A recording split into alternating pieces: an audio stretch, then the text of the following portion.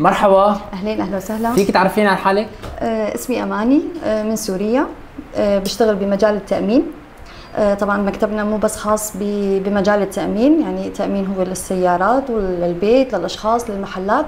كمان عندنا محاميين بالمكتب، وعندنا الجوت اختا كمان، وكمان المكتب بيشتغل بمجال الغاز والكهرباء. يعني مجالاتكم، يعني شو هي المجالات تبعكم؟ المجالات الموجوده بالمكتب، نحن التامين هو تابع، بنشتغل لشركه الديفاوكا. وبالنسبه في عندنا كمان الفينانسيرونج اللي هو القروض، اي شخص بيلزم قروض، يعني عقارات سواء بده يشتري بيت او حتى بده عقار، مثلا بده القرض من البنك بريفات يحط بالكونتو اللي عنده يعني بالبنك، او كمان فيه كمان الفينانسيرونج يسحب قروض بالنسبه للسياره. طبعا فينا نتعامل مع كل البنوك، نحن عندنا يعني اشخاص مختصين بالمكتب بهذا الشيء، كل شخص مختص بشيء بالمكتب.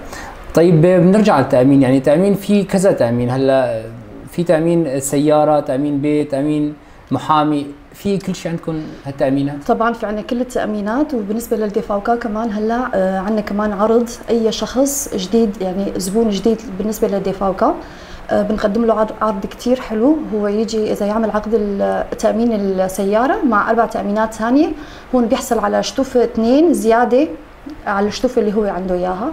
وحتى الاشخاص اللي عندهم تامين ثاني كمان، يعني كانوا مأمنين بشركه ثانيه، فيهم ينقلوا لعنا كمان اذا كانوا زباين جدد بالديفاوكا، كمان بيحصلوا على هذا العرض.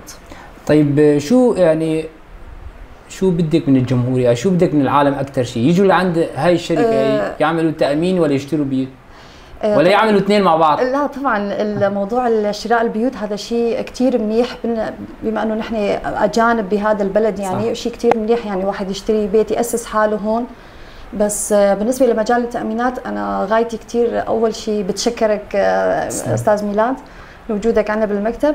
اهم شيء بس حابه اوصل كلمتي لكل الاشخاص اللي مثلنا، يعني نعتبر نحن اوسلندر يعني بالمانيا، انه نحن ببلد قانوني، واهم شيء لازم يعني عم نأمن حالنا بمبالغ كثير بسيطه شهريا، بس عم نتغاضى من المخالفات اللي رح تيجي اذا ما عملنا هدول التامينات.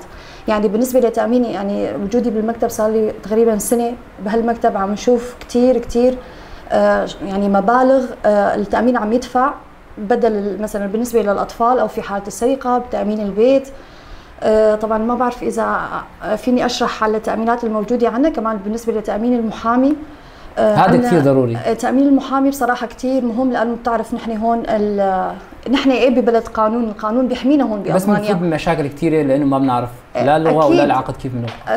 هذا شيء مفروغ منه، بس نحن ما شاء الله شعب كثير عاطفي، وبنعطي ثقه للاشخاص كثير بسهوله يعني، بس نعرف بس نوقع لهيك يعني بس بدي اصل كلمتي، نحن هون المكتب كل شخص اللي بيعمل تامين هون عنده شهاده، يعني شهادات دارسين اوسبيلدونغ، عندهم شهادات خاصه بهذا الشيء. مو هلا اي شخص، كثير عم نشوف على مواقع السوشيال ميديا يعني اي شخص عم يطلع فيني اعمل تامين، بس نحن هون بالمكتب يعني كل شيء نظامي، يعني كل شيء ثقه، اهم شيء يكون عند الزبون.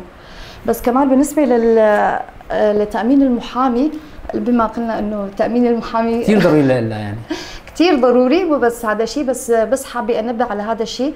بالنسبه للعرض اللي احنا عم نعمله بالنسبه لتامين، مع تامين السياره، عرض المحامي دائما بنعمله بس بامور المواصلات، لانه راح يكون هو سعره كثير رخيص.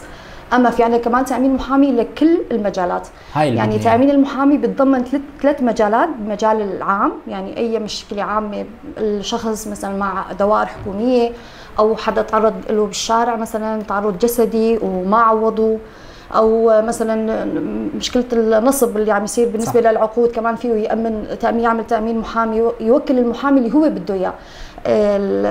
ما بعرف، يمكن بما انه وجودي بالمكتب الزباين عم يفهموا انه تامين المحامي مو بالضروره نحن نوكل محامي، توكل محامي من عندنا من المكتب، لا، هو موجود عندنا محامي بالمكتب، بس انتم المحامي اللي هن بيناسبون هن بمنطقتهم، هن يوكلوا المحامي اللي بدهم اياه. بس اهم شيء يفرجوا انه نحن عندنا تامين محامي، والتامين هو اللي بيتكفل. وطبعا نحن بالمانيا في حال حتى خسر القضيه الشخص، حتى لازم يدفع للطرفين، وطبعا التامين بيتكفل بهذا الشيء.